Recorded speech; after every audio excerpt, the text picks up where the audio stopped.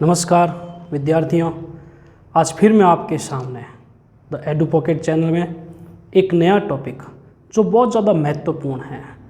मैंने आपको पहले भी कहा था कि मैं आपको जो संधि का टॉपिक करवा रहा हूँ उससे लगभग आपके 70 से 80% जो आज मैं आपको टॉपिक करवा रहा हूँ वो लगभग आपके कंपटीशन में बहुत इजी वे में अर्थात सरलतम तरीके से आप समझ जाओगे अगर आपने संधि को अच्छी तरह से पढ़ा है, क्योंकि ये जो टॉपिक है वो आपका सारा का सारा संधि से संबंधित है। चाहे वो संधि हो, चाहे आपके यानी संधि में व्यंजन संधि हो, चाहे स्वर संधि हो, चाहे विसर्ग संधि हो, लगभग 80% अगर आपने अच्छी तरह से संधि कर ली है, उनके उदाहरणों को भी अच्छी तरह से देख लिया है, तो लगभग आपका जो आज मैं टॉपिक करा रहा हूँ उसका नाम है आपके उपसर्ग, वो लगभग आपका क्लियर हो जाएगा।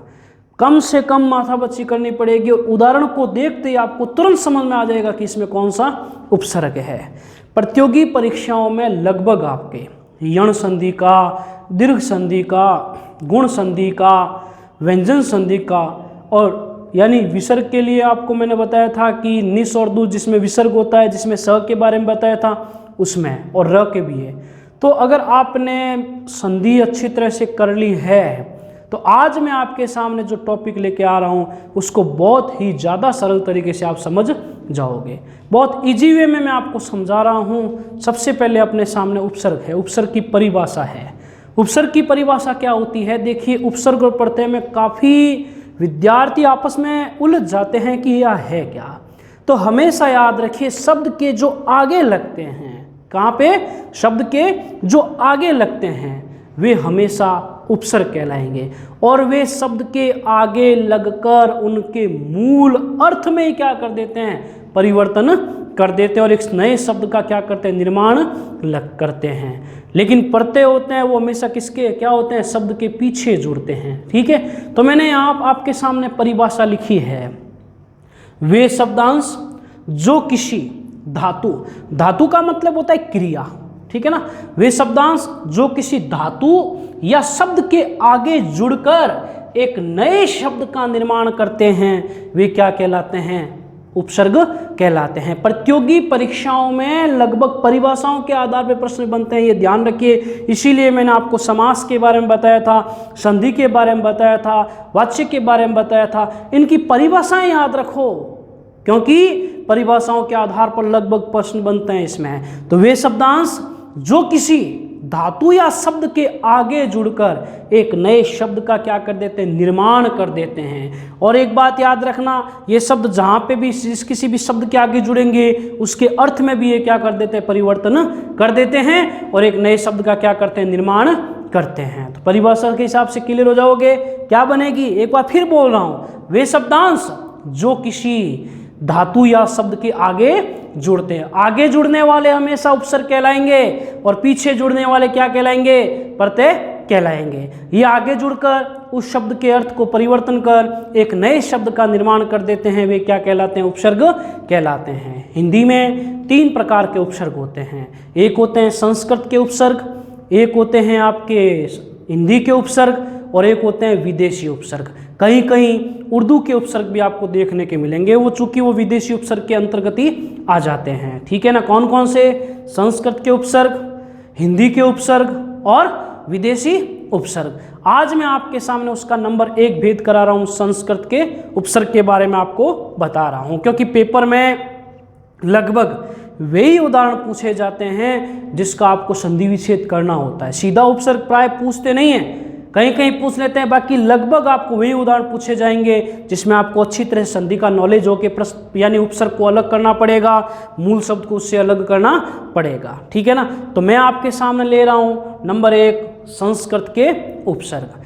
ठीक है, संस्कृत के उपसर्ग की संख्या याद रखिएगा 22 प्रकार के होते हैं। कितने होते हैं? 22 प्रकार के। तो संस्कृत के उपसर्गों की संख्या कितनी होती है? 22 होती है। तो देखिए, जगह जगह ट्रिक के हिसाब से प्रश्न बनेंगे इसमें। उपसर्ग की परिभाषा पूछ ली, मैंने आपको बता दी। उपसर्ग कितने प्रकार के होते हैं वो भी मैंने बता दी। अब संस्कृत के उपसर्ग कितने प्रकार के होते हैं तो याद रखिएगा कितने होते हैं, 22 प्रकार के, ठीक है ना। अब 22 प्रकार के होते हैं तो इनके पहले अपन करते हैं। तो मैंने इनको अलग अलग भागों में एक पढ़ने के लिए एक उचित सारणी के हिसाब से आपको मैं समझा रहा हूँ। देखिए इसमें सबसे पहले मैंने लिखा है उपसर्ग, फिर उसका अर्थ। लगभग पेपर में 1-2 प्रश्न बनते हैं इस उपसर्ग का क्या अर्थ है, तो अर्थ भी आपको याद रखने बहुत ज़्यादा जरूरी है। तो उपसर्ग हो गए, अर्थ हो गया और उसके उदाहरण हो गए, ठीक है। तो सबसे पहला मैंने उपसर्ग लिया है आपके लिए अति। क्या लिया है? अति। अर्थ याद रखिएगा, अति का मतलब होता है अधिक ऑब्लिक परे। 2 अर्थ होते हैं इसके, अधिक ऑब्लिक परे। अब देखिए इसमें मैंने जो भी उदाहरण लिखे हैं वो लगभग यण संधि संबंधित है। अत्युक्ति, अब अत्युक्ति दे दिया जाता है, पूछा जाता है कि इसमें कौन सा उपसर्ग है। अगर आपको अच्छी तरह संधि का नॉलेज है तो आप बता सकते हो इसमें कौन सा हो जाएगा, अति। अति प्लस उक्ति बन जाएगा, ठीक है ना। अत्युत्तम, अति प्लस उत्तम, अतीव, अति प्लस ईव, कौन सी संधि हुई, दीर्घ संधि हो जाएगी, ठीक है ना। अति प्लस अंत, अति प्लस अत्याचार, अति प्लस इंद्रिय, अति, ई की ध्वनि आ रही, ई के लिए मैंने क्या बताया था आपको, दीर्घ संधि, अतीन्द्रिय, ठीक है ना। तो ये हो जाएगा आपके अति से संबंधित। देखिए लगभग इन्हीं में से पूछते हैं आपको, ठीक है ना। दूसरा है इसमें आपके अधि। अधि का अर्थ क्या बनता है, प्रधान ऑब्लिक श्रेष्ठ। अध्ययन, यण संधि है, अधि प्लस अयन। अधीक्षक, अधि प्लस इक्षक, दीर्घ संधि। अधि प्लस आत्म, ठीक है ना। अध्यात्म भी बन सकता है और अध्यात्मा भी सब बनता है, अध्यात्मा। अधि प्लस इन, अधि प्लस आपक, अधि प्लस अक्ष, अधि प्लस आदेश। तो ये हो गया आपकी किससे संबंधित, अधि। तो देखिए मैंने आपको पहले भी कहा था अगर आपको अच्छी तरह संधि का नॉलेज होगा, और यण संधि करवाते समय मैंने आपको कहा था ये विशेष रूप से उपसर्ग में आपके काम आएगी। अगर आपको अच्छी तरह संधि का नॉलेज होगा तो इसमें कहीं पे भी आपके कोई भी मुश्किल वाला काम नहीं है, आप बहुत ज़्यादा सरलता से इसको क्या कर सकते हो, समझ सकते हो। तीसरा होता है अनु। अनु के 3 अर्थ होते हैं, पीछे, समान और योग्य। पीछे, समान और योग्य। देखिए इसमें अन्वीक्षण, अनु प्लस इक्षण बन जाएगा, यण ई यानी ऊ को व में, अनु प्लस एषण, अनु प्लस छेद, व्यंजन संधि आ गया है ना। प्लस के ठीक पहले कोई भी स्वर हो, प्लस के ठीक बाद में अगर छ दिया हुआ हो तो किसका आगम करेंगे, आधे च का आगम कर लेंगे तो अनुच्छेद बन जाएगा, ठीक है ना। अनु प्लस उदित, उ प्लस उ बराबर बड़ा उ, कौन सी हुई, दीर्घ संधि हो गई। अनु प्लस अय, ठीक है ना। अनु प्लस कूल। अब अनुकूल में सीधा पूछ रहा था इसमें कौन सा उपसर्ग है तो याद रह जाएगा अनु उपसर्ग है, ठीक है। तो ये हो जाएगा आपके कौन सा, अनु। अब चलते हैं अपन अप की ओर। अप का मतलब होता है बुरा ऑब्लिक विपरीत, बुरा ऑब्लिक विपरीत हो जाएगा। अपेक्षा, कौन संधि हुई, अप प्लस इक्षा, ई प्लस ए यानी अ प्लस ई बराबर ए, कौन सी हुई, गुण संधि। अपेक्षा, अपशगुन में अप दिया हुआ है, देखिए इसमें कोई दिक्कत ही नहीं है। इसमें अप मिल जाएगा आपको, इसमें अप मिल जाएगा, इसमें अप मिल जाएगा, इसमें अप मिल जाएगा। तो अप में इतनी कोई दिक्कत नहीं आएगी, शब्द आपके सामने रहेगा, तुरंत आपको बता देना इसमें कौन सा उपसर्ग होगा, अप हो जाएगा, ठीक है ना। उसके बाद अभी। अभी का मतलब होता है पास या सामने। अब इसमें भी देखिए अभी, ई की ध्वनि आ रही, ई को कहीं कहीं यण संधि के हिसाब से क्या बनाते हैं, य बनाते हैं। तो अभ्यंतर बन गया, अभी प्लस अंतर, अभी प्लस इप्सा, कौन सी संधि हुई, दीर्घ, अभिप्सा। अभी प्लस आस, ठीक है ना। अभी प्लस इष्ट, अभी प्लस अर्थी, अभी प्लस उदय, अभिषेक। करवाया था नियम, कोई भी ई या उ आता है, कोई स्वर आता है, प्लस के ठीक बाद में अगर दंती सकार होता है तो संधियुक्त करेंगे, तो उस दंती सकार को मूर्धन्य षटकोण वाले स में चेंज कर देंगे। तो ये भी आपके अभी उपसर्ग संबंधित। अभिषेक, अभिवादन में अभी उपसर्ग दिया हुआ ही है, तो ये हो जाएगा आपके कौन सा, अभी, ठीक है ना। तो अति, अधि, अनु, अप और अभी, ठीक है। आगे चलता हूं मैं। अगला उपसर्ग है आपके अव। अव में कोई दिक्कत नहीं है, सीधा आपको मिलेगा। अव का मतलब होता है बुरा या हीन। अब देख लीजिए इसमें सारों में आपके दिए हुए हैं, अवशेष में अव, अवतरण में अव, अवतार में अव, अव अव। तो इसमें कोई दिक्कत नहीं है कि सीधा उपसर्ग में आपको दिया हुआ है, आपको पहचाना है, अव उपसर्ग हो जाएगा, ठीक है ना। आगे इसमें दिया हुआ है आ उपसर्ग। आ का मतलब होता है तक, वहां तक, उससे, से आ जाएगा। तो आ जन्म, जन्म पर्यंत लिखते हैं ना अपन, आ जन्म, आ आहार, आयात, आशंका और आरक्षण। इसमें भी देखिए सारों में आ शब्द दिया हुआ है, तो इसमें कोई पहचानने में आपको दिक्कत नहीं होगी कि इसमें कौन सा उपसर्ग है। ठीक है, आगे दिया हुआ है आपके उत, बहुत ज़्यादा इंपॉर्टेंट है, पेपर में काफ़ी बार पूछा हुआ रहता है क्योंकि ये लगभग आपके व्यंजन संधि से गिरा हुआ है। उत का मतलब होता है ऊपर ऑब्लिक श्रेष्ठ, ऊपर ऑब्लिक श्रेष्ठ। उज्ज्वल, अब देखिए उज्ज्वल में उत प्लस ज्वल, उच्चारण का उत प्लस चारण व्यंजन संधि के नियम लागू हो रहे हैं त द वाले। ठीक है ना, उत प्लस नथ, उत प्लस लेख, त या द के बाद ल आता है तो त या द को क्या बना देते हैं, ल बना देते हैं, नियम लागू हो जाएगा। उत प्लस हार भी बताए, त या द के बाद ह हो तो त या द को द में, ह को ध में। उद्धार, उच्छ्वास, उच्छ्वास में बताया था मैंने, उत प्लस श्वास, त को च में, स को छ में चेंज कर देंगे। उत प्लस, ठीक है ना, उदय का क्या बनाओगे, उत प्लस अय, ठीक है ना, त को द में। नियम है किसी भी वर्ग का पहला वर्ण पूछा जाता है उसको किस में चेंज कर देंगे, अपने वर्ग के तीसरे में परिवर्तन कर देंगे उसको, तो उत प्लस अय, उत प्लस कृष्ट इत्यादि हो जाएगा। हो गया उत से संबंधित। अगला बनता है इसमें आपके उप, उप का मतलब होता है पास ऑब्लिक सहायक। देखिए इसमें उपेक्षा, उप प्लस इक्षा गुण संधि, उपाधि, उप प्लस आधि बन जाएगा, उप प्लस अध्यक्ष बन जाएगा, उप प्लस भोग, उप प्लस मंत्री इत्यादि। ठीक है, तो ये हो जाएगा आपके उप से संबंधित। अगला बनता है नी, नी का मतलब होता है बिना या विशेष। अब देखिए न में ई आ रहा है, ई के हिसाब से यण संधि के हिसाब से ई को किस में परिवर्तन करेंगे, य में, तो य में बना दिया तो न्यून बन गया। न्याय, न्यास, क्या बनेगा इनका, नी प्लस ऊन, नी प्लस आय, नी प्लस आस, इसमें नी प्लस निषेध आ रहा है यानी नी प्लस छेद हो जाएगा, नी प्लस बंद, नी प्लस कर हो जाएगा। ठीक है ना, तो ये आपके मैंने 22 में से आपके सामने 10 रखे हैं। ठीक है, एक बार आप देख लीजिए तसल्ली से, और अगर किसी को वो फोटो प्रतिछाया खींचनी है तो वो भी खींच लीजिए, देख लो आप इसको। हाँ तो देखिए, ठीक है ना, 10 उपसर्ग किए थे अपन ने, अब चल रहा हूँ मैं संस्कृत के उपसर्ग नंबर 11 की ओर। इसमें आपको मैंने बताया था विसर्ग संधि में र का क्या होता है। अब देखिए अगर किसी भी र के पीछे अगर स्वर आ रहा है तो उसके साथ मात्रा के रूप में जुड़ जाएगा, और अगर व्यंजन आ रहा है तो उसके ऊपर रपर हो जाएगा। अगला उपसर्ग लेते हैं अपन दूर उपसर्ग। दूर का मतलब क्या होता है, कठिन, बुरा या विपरीत होता है। ठीक है, जैसे मैंने दुराशा लिखा है, पेपर में पूछ लिया जाता है दुराशा शब्द में उपसर्ग के लिए शब्द सही कौन सा है, तो दूर प्लस आशा बन जाएगा। ठीक है ना, दूर प्लस आशा, दूर प्लस आग्रह, दूर प्लस आचार, दूर प्लस अवस्था। मैंने आपको बताया था कि शुद्ध अशुद्ध में भी प्राय पूछा जाता है, वहाँ पे दुरावस्था दे दिया जाता है, चूंकि ये जो मेन शब्द होता है शुद्ध शब्द है वो दुरावस्था है। दूर प्लस उपयोग, दूर प्लस गुण, ये हो जाएंगे आपके किससे संबंधित, दूर से संबंधित। अगला है नंबर 12 पे दुष् उपसर्ग। दुष् के अर्थ भी दूर की तरह ही है, कठिन, बुरा या विपरीत है। ठीक है ना, तो दुष् के लिए अब आपको ये ध्यान रखना है कि स की पोजीशन कहाँ कहाँ परिवर्तन होगी। आपको मैंने विसर्ग संधि में बताया था कि स के बाद में, दंती सकार के बाद में अगर त, थ या दंती सकारी हो तो वो दंती सकारी रह जाएगा। ठीक है ना, च, छ या शंकर वाला स हो तो स शंकर वाला स बन जाएगा। क, ख, ट, ठ, प, फ या मूर्धन्य सकार हो तो वो क्या बन जाएगा, षटकोण वाला स बन जाएगा। तो देखिए इसमें आप दुस्साहस में दुष् प्लस साहस, दुष् प्लस स्वप्न, दुष् प्लस कर। देखिए स का षटकोण वाला स क्यों बना, पीछे क आ रहा है। ठीक है ना, दुष् प्लस शासन क्यों बना, दुष् प्लस शासन, शासन में शंकर वाला स आ रहा है तो इसको अपन ने शंकर वाले स में बदल दिया है। दुष् प्लस कर्म, दुष् प्लस चिंता, तो ये हो जाएगा आपके दुष् से संबंधित। देखिए बार बार मैं एक ही बात कर रहा हूँ, अगर आपको संधि का अच्छी तरह से नॉलेज होगा, संधि आपने अगर अच्छी तरह से पढ़ ली है, आपको अच्छी तरह से हो गई है संधि, तो उपसर्ग में लगभग आप 80% विजय प्राप्त कर लोगे। तो देखिए अगला है उपसर्ग है नंबर 13 पे निर।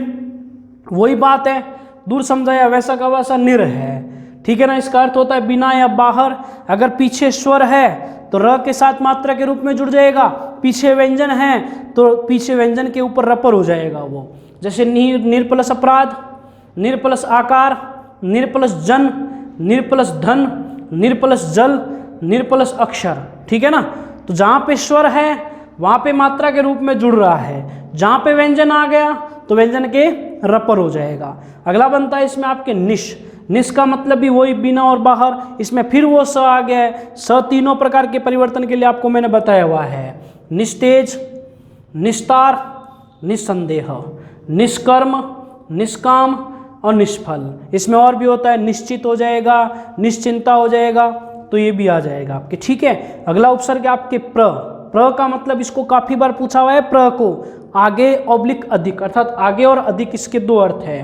प्रोज्वल, प्रोज्वल को भी पूछा हुआ है। प्रोज्वल का क्या बना हो गया? प्र प्लस उज्ज्वल। कौन सी संधि हुई? गुण संधि से संबंधित है। प्रोज्वल हो गया, प्रेत हो गया, प्र प्लस इत बनेगा, तब जाके वो गुण संधि से एत बन जाएगा। ठीक है ना। प्र प्लस आचार्य, प्र प्लस अर्थी, अ प्लस अ बराबर आ, प्रार्थी बन जाएगा। प्र प्लस आयोजक, प्र प्लस आरंभ हो जाएगा। ठीक है ना। तो ये हो जाएगा प्र से संबंधित। अगला इसमें आपके है परा।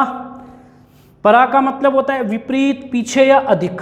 इसके बहुत इजी वे में दिए हुए देखिए, परामर्श, परावर्तन, पराविद्या, पराकाष्ठा, पराजय इत्यादि। ठीक है ना। इसमें परा परा आपके सामने दिखाई दे रहा है, इसलिए उपसर्ग ढूंढने में कोई दिक्कत नहीं होगी आपको।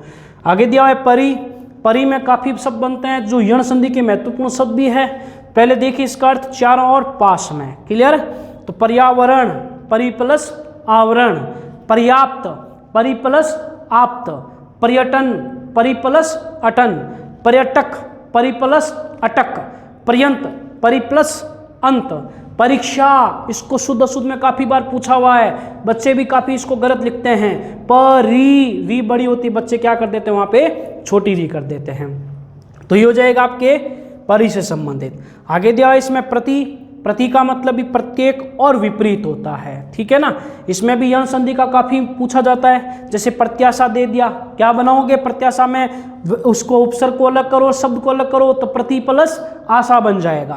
प्रति प्लस इति, कौन सी संधि हुई? दीर्घ। प्रति प्लस एक, प्रति प्लस उत्तर, प्रति प्लस इच्छा, प्रति प्लस अ, तो ये हो जाएगा प्रति। यानी ई को य में बदलना है आपको। तो नियम अगर आपको अच्छी तरह से मैं बार बार कह रहा हूं, कहीं पे भी आपको दिक्कत नहीं होगी।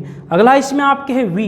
वी का मतलब क्या होता है? विशेष या भिन्न। अब देखिए इसमें मैंने अव्यवहार शब्द दे दिया जाता है, बच्चे उलझ जाते हैं इसमें कौन सा उपसर्ग है ना। तो यहाँ पे अगर आपको अच्छी तरह से नॉलेज हो कि ई को क्या बना दिया है, इसमें ई को य में बदल दिया है, तो व्यवहार बन गया, व्यर्थ बन गया, व्यायाम बन गया। अब इसको तोड़ेंगे अगर, वी प्लस अवहार, वी प्लस अर्थ, वी प्लस आयाम, वी प्लस अंजन, वी प्लस आधि। ठीक है ना। व्याधि और आदि दो सब पूछे जाते हैं। व्याधि, वी प्लस आदि, वी प्लस असन, वी प्लस ऊह और वी प्लस जय है, तो ये हो जाएगा आपके वी से संबंधित। ठीक है। अगला बनता है आपके इसमें सु। ऊ को किस में चेंज करते हैं? व में बदल देते हैं, ऊ को व में। तो इसका अर्थ क्या बनता है? अच्छा या सरल, तो बन गया स्वागत। ऊ को व में बनाया तो सु प्लस आगत बन गया, सु प्लस अल्प बन जाएगा, सु प्लस उक्ति। देखिए सु छोटा, उक्ति छोटा, ऊ प्लस उ बराबर बड़ा ऊ बन गया तो सुक्ति बन गया। सुगति हो गया, सुयश हो गया, स्वस्थ, सु प्लस अस्त बन जाएगा। ठीक है ना। तो ये हो जाएंगे आपके नंबर 20 तक उपसर्ग, है ना। अब देख लीजिए इसको एक बार, आप कोई दिक्कत है देख लो, इसमें आप आराम से देख लीजिए। अगर आपको कोई भी चीज़ समझ में नहीं आ रही है तो आप वापस मुझे बतला दीजिएगा। ठीक है। तो देखिए 20 उपसर्ग अपन ने संस्कृत के किए थे, 21वां उपसर्ग देखो। अब आप, बहुत ही इम्पोर्टेंट है 21 और 22 दोनों। प्राय पेपर में इनके उदाहरण विशेष रूप से पूछे जाते हैं। अब आपको मैंने एक संधि कराई थी जिसमें म को कहीं पे अनुस्वार बना रहे हैं, कहीं पे पीछे वाले वर्ग के 5वें वर्ण में क्या कर रहे हैं? परिवर्तन कर रहे हैं। उससे संबंधित ये उपसर्ग है आपके। उपसर्ग है सम। अब पेपर में कहीं पे भी आपको सम से संबंधित उपसर्ग पूछ लिया जाता है तो याद रखना है, या तो म को बिंदी के रूप में चेंज कर देंगे या म का म रह जाएगा, वरना म का न बदल जाएगा। ठीक है ना। अब देखिए सम का मतलब होता है अच्छी तरह या पूर्ण रूप से शुद्ध होता है, उसको सम कहते हैं। मैंने इसमें उपसर्ग लिखा है म को लगभग अनुस्वार बिंदी में परिवर्तन कर दिया गया है। संकल्प हो जाएगा, संचय हो जाएगा, संतोष। देखिए यहाँ पे त वर्ग आया हुआ है, त वर्ग को म को त वर्ग के पंचम वर्ण में परिवर्तन करेंगे तो त थ द ध न, तो संतोष बन जाएगा। ठीक है ना। सम प्लस 4 है, संचार, संलग्न, संयोग, सनक्षा, संशय इत्यादि। तो इसकी विशेषता क्या पहचाने कि म को अपन ने किस में बदल दिया है, बिंदु में अर्थात अनुस्वार में बदल दिया है। अगला है इसमें आपके अन का मतलब होता है नहीं ऑब्लिक बुरा होता है, तो ये हो जाएगा। इसमें भी बच्चे काफ़ी कंफ्यूज हो जाते हैं, विचलित हो जाते हैं और उपसर्ग होता कोई है, कोई और करके आ जाते हैं। तो ध्यान रखिएगा, अनंत, अन प्लस अंत, अन में न हलंत है, अन प्लस अंत हो जाएगा। अन प्लस आदि, अन प्लस एक, अन प्लस आहूत। आहूत और अनाहुत दो आपस में युग्म शब्द होते हैं। आहूत का मतलब बुलाया गया, अनाहुत का मतलब होता है बुलाया नहीं गया, तो अन प्लस आहूत हो जाएगा। अनुपयोगी में बच्चे प्राय इसमें उपसर्ग पूछा जाता है, उसमें अनु उपसर्ग करके आ जाते हैं। अब वहाँ पे भी वो विचलित हो जाते हैं, फिर देखते हैं कि अरे गलत हो गया, क्योंकि एक बार वहाँ पे बबल हो जाता है, गोल हो जाता है, उसके बाद उसको काटा पीटी कर नहीं सकते हैं। इसलिए अनु उपयोग का विशेष रूप से याद रखो आप, अन प्लस उपयोग बनेगा या अन प्लस उपयोगी बन जाएगा, ठीक है ना। अनागत, अन प्लस आगत। अनिष्ट, इसमें भी पूछा जाता है अन प्लस इष्ट। अनिह, अन प्लस इह बड़ा है। अनुपयुक्त आ गया, देखिए मैंने बताया था अन प्लस उपयुक्त बनता है, बच्चे वहाँ पे अनु उपसर्ग देख रखे होते हैं, अनु करके आ जाते हैं। अनुपम में भी प्राय कंपटीशन में अनुपम शब्द पूछा जाता है और पूछा जाता है कि इसमें कौन सा उपसर्ग है, तो वही बात वापस दोहरा रहा हूँ, अनुपसर्ग करके आते हैं, चूंकि होता है इसमें कौन सा है, अन प्लस उपम बन जाएगा, अन प्लस अन्य बन जाएगा, अन प्लस उचित, इसको भी प्राय पूछा जाता है। देखिए ये उपसर्ग बहुत ज़्यादा इंपॉर्टेंट है, इसमें 1 2 3 4 5, ठीक है ना, और अनंत और अनाहुत, ये जो रेखांकित शब्द मैंने किए हैं वो पेपर की दृष्टि से काफ़ी इंपॉर्टेंट है, महत्वपूर्ण पूछे जाते हैं, क्योंकि बच्चा इसमें उलझ जाता है, बच्चा इसमें यही सोचता है, यानी विद्यार्थी यही इसमें सोचता है कि इसमें अनु उपसर्ग होगा। चूंकि अनु अगर कर देंगे तो पीछे वाला शब्द बनेगा नहीं, पीछे वाले शब्द का बनना बहुत ज़्यादा जरूरी होता है। अगर इसमें अपन अनु उपसर्ग निकालते हैं तो उपयुक्त बन जाता है, अन निकालते हैं तो उपम बन जाता है, अनु यानी अन निकालते तो उचित बन जाएगा, अन निकालेंगे तो अनंत बन जाएगा, ठीक है ना, अन निकालेंगे तो एक बन जाएगा और अन निकालेंगे तो आहूत बन जाएगा, ठीक है। तो इस प्रकार मैंने आज आपके सामने संस्कृत के 22 उपसर्ग जो महत्वपूर्ण है पेपर में वो मैंने करवाए हैं। आगे दूसरी क्लास में आपके लिए मैं हिंदी के और विदेशी उपसर्ग करवाऊंगा, ठीक है ना। अगर आपको ये टॉपिक आज मेरा अच्छा लगे तो आप लाइक जरूर कीजिएगा, ठीक है। धन्यवाद।